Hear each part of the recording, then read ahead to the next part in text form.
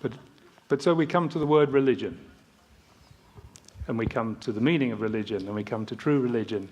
So I said earlier, not to make you into yes people, but no, I am going to disagree. I'm going to say we have to be yes people, but not a relative yes, not a reluctant, resigned yes, okay, I'm in, because everyone else is doing it, I've got to do it too. It's a yes that's an absolute yes, a yes that says yes, with no reservation, no reluctance, and certainly no resignation. So at the forum today, the idea is to raise reservations or sharings about religion. You may have no reservation at all. You may be saying an absolute yes already.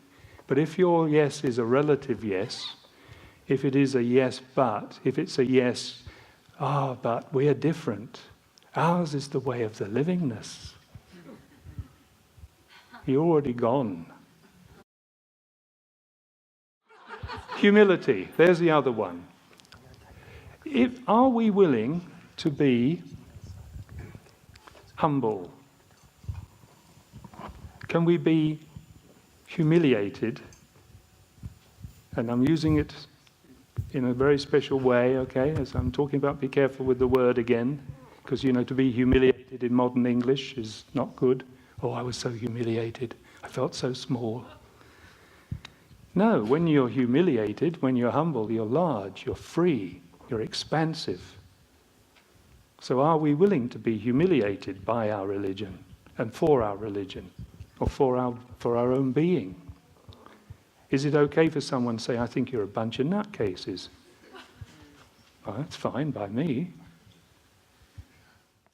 The Way of the Livingness subscription video reveals a lot about the influences that keep subscribers committed to devoting their time, money and labour to Serge Benhayon's commercial corporation.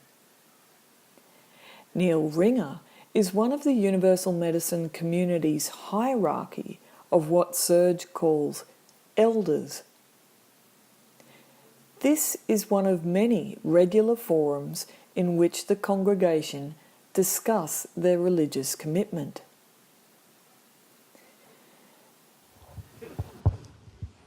We know that religion means connection, but if we choose a form of so-called religion where there is no connection, it's not as if we don't know.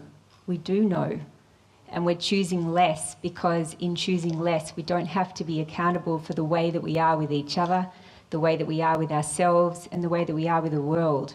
So when we say in here, I feel like I'm not sure I can really talk about religion, or I don't know how I can really show who I am outside, it's actually the same. We're actually making a choice to be less, when the fact is we do know the truth. That's it. Thanks, Erin. Yes, I agree.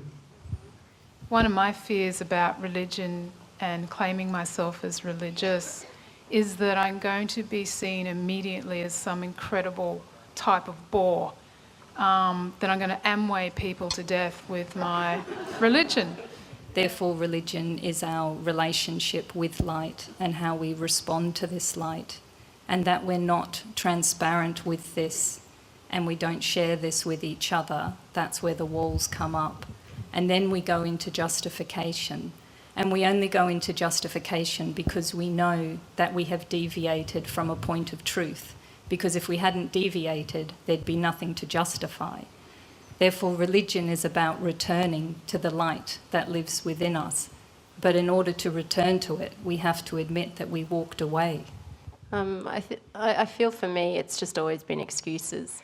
A past life having my village burnt and pillared, and not trusting different religions. And I can feel the importance of congregation to heal any hurts, rebuild the trust. I mean, we've got that waiting there for us, but essentially for us to examine what excuses we're making. And I see a lot of people that just seem a little bit lost, and they actually do want to know the truth, so it's our responsibility to bring that truth to them.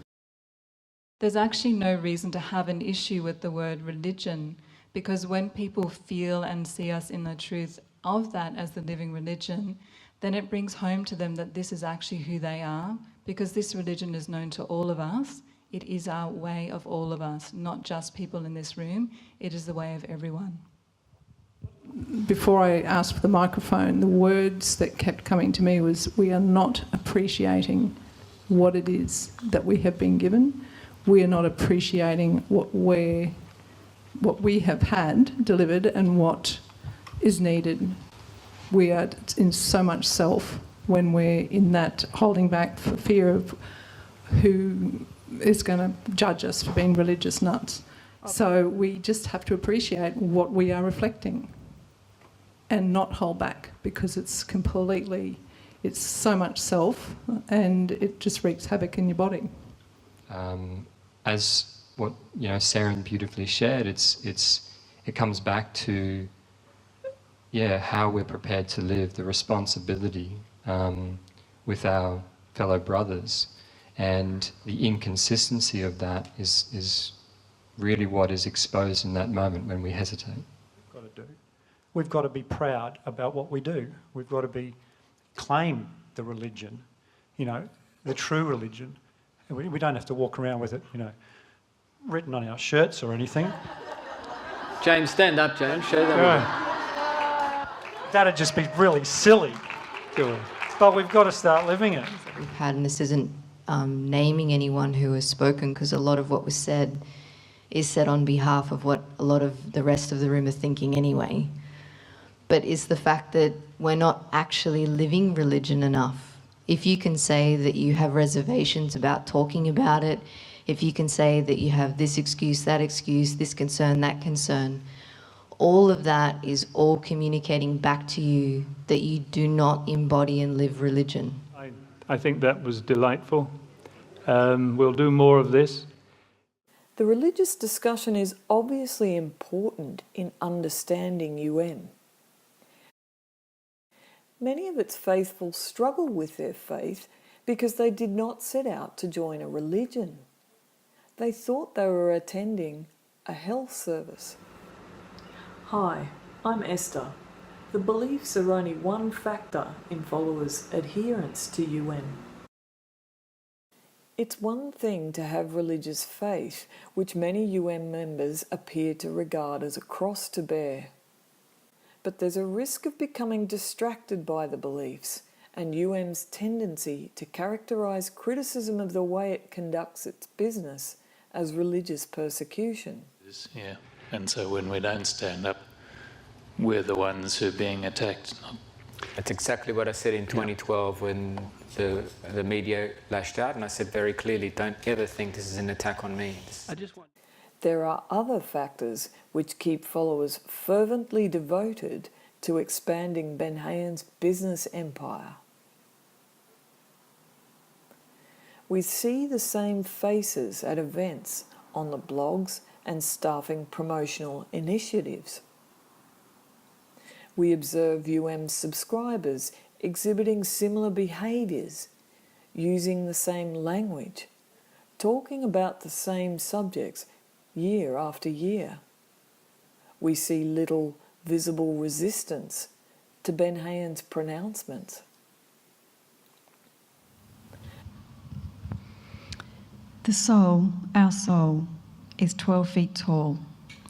It has no arms, legs or fingers. It also has no feet. The angle of its eyes is more like ours, though they are more windows than any form of true eyes. And they're quite tiny. But resistance can't be a simple matter, given the influence exerted by Benhayon's high-status acolytes. We're still sitting back in our comfort. Yeah, we are as students as well, but humanity is as well in general. We would agree with that, yeah? We have a huge responsibility to develop that deeper relationship within ourselves, that relationship with ourselves and with God. And we who are students know this more than anybody else. We seek these teachings, we come here. We have an enormous responsibility to bring this to ourselves, to our communities. Let's be honest, Do we have abuse in our community, as an example? Do we have love, a deep acceptance? We're amazing, there's no doubt about it. Incredible people. But can we go deeper? I ask you this. What's our responsibility in contributing to the enormous disharmony that's going on in the world? What's our responsibility contributing to the war in Afghanistan? As we know, everything is energy. If we're engaging in pools of energy that are energies of abuse, disharmony, reactions, opposition to people, if we don't choose love and truth and stand for that which is true and actually take that into our communities, and we hide and we protect ourselves from everyone, then where's our responsibility? What are we contributing to? Do you get what I'm saying? This is not just us. This is everywhere. It's not about Serge. It's not about the Benhayons. It's about energy. Comments? UM's social dynamic took time to establish, and at its heart is its most accomplished persuader, Serge Benhayon. His followers appear to believe he's an ascended master with exclusive access to a universal truth. What he's established in his community of followers is a system of rewards and punishments, some of them spiritual. Small paragraphs essentially describe the path the esoteric student usually confronts, and that is, okay, I can do this, but if I go too far, I'll end up in the media and I'll be defamed and I'll be persecuted at work and whatever. So I'll just slip back a little bit and just monitor that and just go this far, and then if I do that, I'll be left alone. I'll be cruisy because I'll be esoteric in my own way and I'll have a much better life, but not enough to make any difference, and therefore I'll be left alone. And that's the exact words, left alone. But the truth is, you're not left alone. It's in that moment that you are immediately grabbed and further imprisoned, much further imprisoned than you were before you actually woke up. And that's what those 3 paragraphs are telling us. And that's what then ensnares you into an imprisonment that lasts for quite a few lifetimes. See? You're left alone. Get it? Do it again. Left alone. Left alone or free from the attacks that certify you do not belong to evil, but not left alone by evil. Yeah, that certify you do not belong to evil. In other words, if you're not getting attacked, you're not doing a great job. The promise of financial benefit to a number of UM's associates from contracts or endorsements is also a factor in their missionary zeal.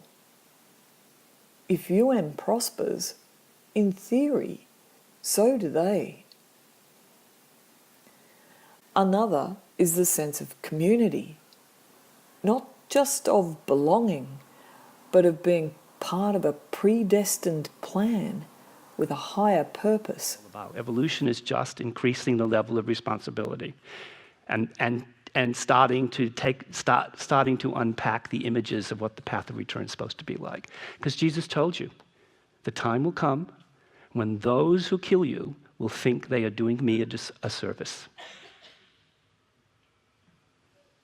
And probably most people in this room have had lives when they've already been killed. You wouldn't be here in this place if you already had not lived at a high level in the esoteric. That's the way it is. You would not be called here to be here. Remember, as Jesus said, Yeshua said, many are called, but few are chosen. In the way of the Livingness presentation footage, we've seen several of UM's hierarchy of influences urging followers to increase their levels of devotion and commitment. Doctors, lawyers, psychologists, academics, and former business leaders lend the organisation a sense of integrity and legitimacy. They are active participants in the persuasion. But, and thus the great dilemma, the second person, the one who has not yet chosen to unfold what is innately within, and who equally possesses the exact same ability to see and or feel energy, will rightly declare that such energy fields are nothing but delusional nonsense. And for my own experience of learning, I was very much in the doing and the drive and going, okay, yep, I know I've got a spirit, I know it needs schooling, how am I going to do this? And so I went about it in the driving way, which just feeds the spirit, basically. So the hardness then can therefore drive more hardness, so it doesn't actually work.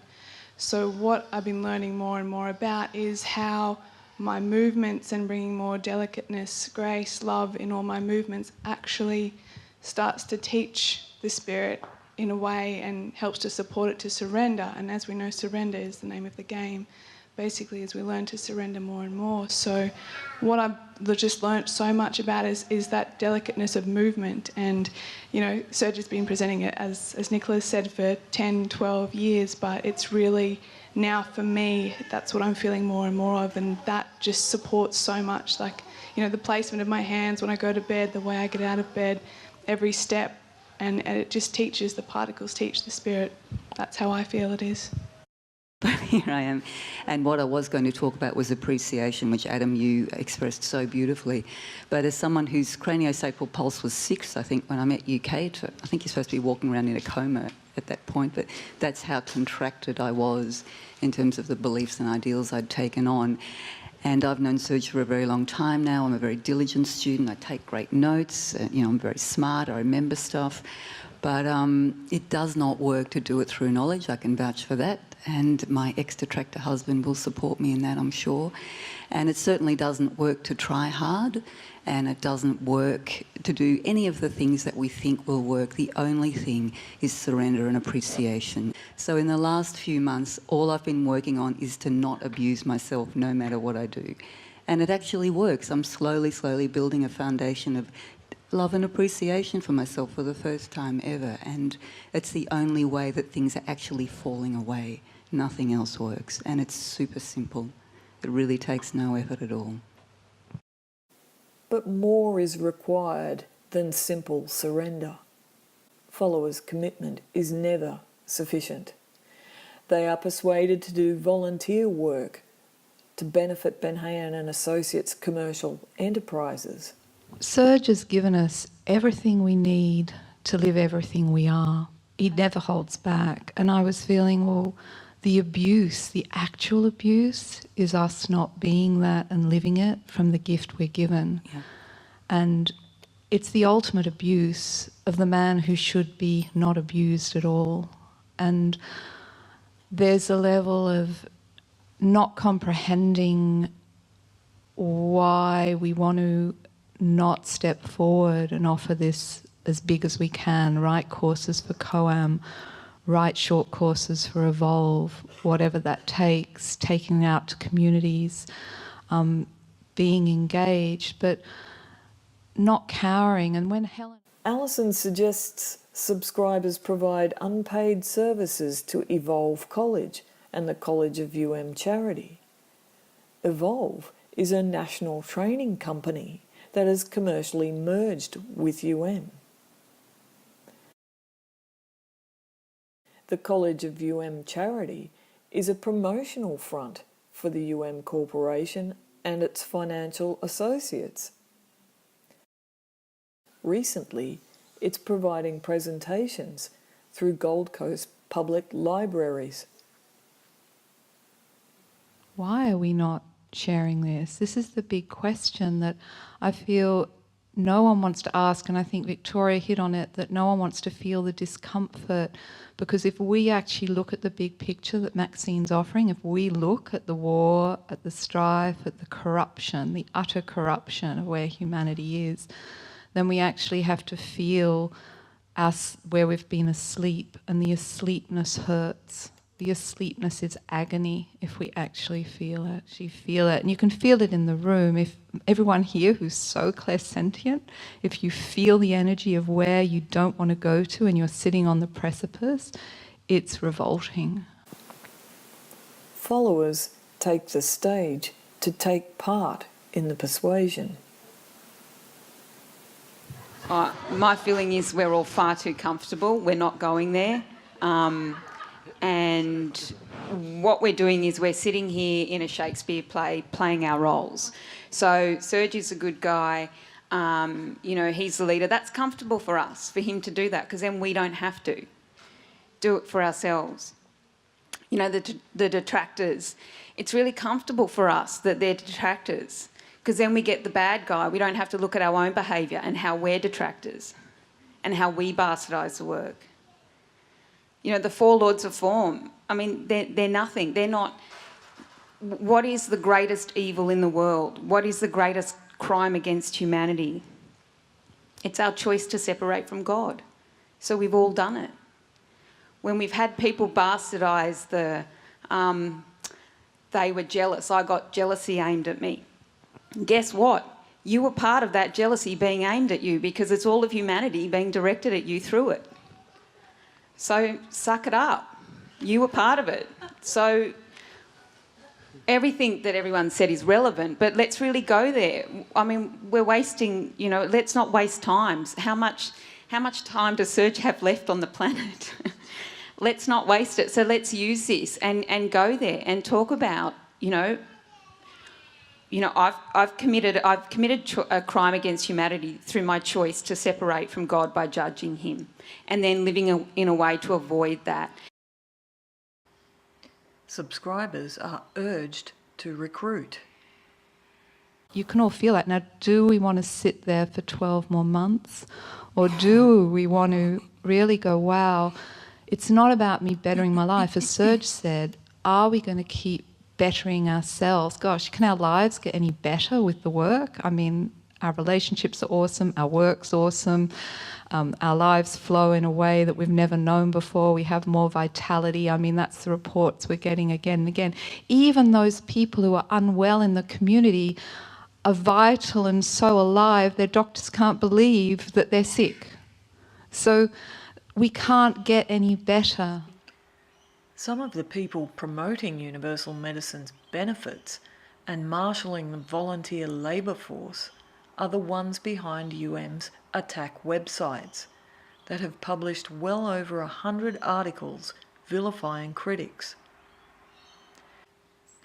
The Facts team went so far as to publish a former follower's schizophrenia diagnosis online. They argued that his account of his experience is unreliable because he'd suffered a mental breakdown. They went on to justify that by saying my criticisms of are not valid because I have given credence to a person who had suffered from psychosis. But who are they persuading with these attacks? I see it as a warning to customers. This is what happens if you challenge our public message of love and truth. Continuously over the years, Serge kept saying, look, it's not about you having a better life, it's about living it for the all, and it's time. And I hope Maxine doesn't have to stand there saying the same story again and again for the next 12 months. The Way of the Livingness forums are held every few weeks alongside a calendar of regular workshops, retreats, and other promotional initiatives. Subscribers also meet frequently, often daily, online via video and other forms of conferencing, and in their homes. Many students make the rounds of the public blogs, leaving comments. Some of these presentations last a whole day. They're webcast to subscribers in various parts of the world. Subscribers are told not to watch alone. They're to watch with a group of fellow devotees in the energy of true group work. The students play these subscription recordings repeatedly. They're slow, boring. subscribers sit through hours of talk and then pass the mic around for hours more talk. It's mostly the same characters, discussing the same topics again and again. These are closed discussions, an echo chamber. The persuasion comes from every angle, from above, from below, from the back, from the side, and from within. Those with critical input are shut down. One of the things that's a criticism, I'm not holding back, is the language we use. And in the, just as Adam used, there is the word supremacist thinking or behaviour or whatever. And it's something that I find that really difficult to hear it, and also I find it difficult for people to say that the language that you guys use is like a secret, you know, so it's not understood. So I just want to put that out there, that we do have to be aware of how we speak to people and not exclude anyone in the way we speak. Okay, Steve, just hold there. If that's a valid criticism, then how was I able to communicate with the Prime Minister yesterday? He heard me loud and clear. And do you know what I spoke to him about? No. About the fact that he's a fantastic father. And I told him I knew he was a fantastic father because I had seen his 3 daughters stand next to him on television, and I could tell that by the dynamics of those 3 girls that he was a fantastic father. And it took him 3 times for him to accept that he's the one, that he's a good father, because he kept saying, that's my wife, that's my wife, that's my wife, twice. And I said to him on the 3rd time, no, these women are standing there in the reflection of their gender, therefore they've had a good man look at them and not put them down. There is no dynamics in those girls and they're free-flowing. So if there is this is the point, if there is a criticism, you've got to say, is that universal medicine? Is that the way of the livingness? Or is it a student not in that? And if it's a student not in that, then we say, we are bastardizing that. That can be criticized. But the critique is not the language, it's the person abusing the knowledge and not living it. But they only seem to be convincing the members of their own community. At one level, any discomfort that I ever feel talking about religion with anybody, anywhere, is actually a reflection of my lack of consistency in my living of it. Because if I haven't been consistent in the way I live, then how can I bring the authority that is available in talking about religion with someone who may be coming at it from a completely different angle, and hold myself in it? And not just hold myself in it, but bring the responsibility that Seren was talking about, and Leanne as well, for me, not to God, but to humanity, to the person in front of me, to people. So there's a sense of responsibility for people, and this is Adam's comment too. And it's through that holding of the consistency and that sense of the responsibility that I have to truly offer the person in front of me an alternative or a reflection of another way of living, and to hold that and not to slide back into something that might be more comfortable, but to really hold that as a possibility for not just them, but for us in our connection together. Outsiders might not buy it, but this system of persuasion is effective among community members. They aren't just preaching to the converted, they're constantly, repetitively affirming their beliefs, working to dismiss their own doubts. These are loyalty sessions, deterring criticism. So I would put to us to consider that if we're choosing the energies of abuse and we're choosing to hide and not actually stand and go out into the world and actually share what truth is, we're actually facilitating this, we're contributing this, we're part of this. It's not about Esther Rockett, it's not about Lance Martin. There are a couple of individuals that are channeling particular energies. This is about humanity as a whole and what we're here to represent and what we live. It's about responsibility. Are we ready for it? Are we ready to claim it? Do we need more genocides? Do we need more of us personally to be affected by things before we think that then we can stand and take action for what's true? Or Can we step in to live what's actually true and take that out to our brothers, to humanity, and live that, knowing that it's needed and called for? It's a message to those with doubts and misgivings. This is what they're up against if they speak out. Yeah, so it's like an invitation. Serge always stands there with this invitation of saying, come with me, come with me. And that's all we have to do with everybody we meet, is actually come with me. Not because we're better, not because we know more, just because they're equal, and you go, come with me. It's true. And just to close on that, given the appreciation of what we know, what truth is and what it brings, and the responsibility, not only abusing ourselves by not living it, we hate people, we hate being abused when we're being abused by others, but we're actually abusing others by not sharing this. To me, students look like they're trying too hard, but they're effectively persuaded they're not trying hard enough. I feel humanity's crying out for what we have in this room. They want it.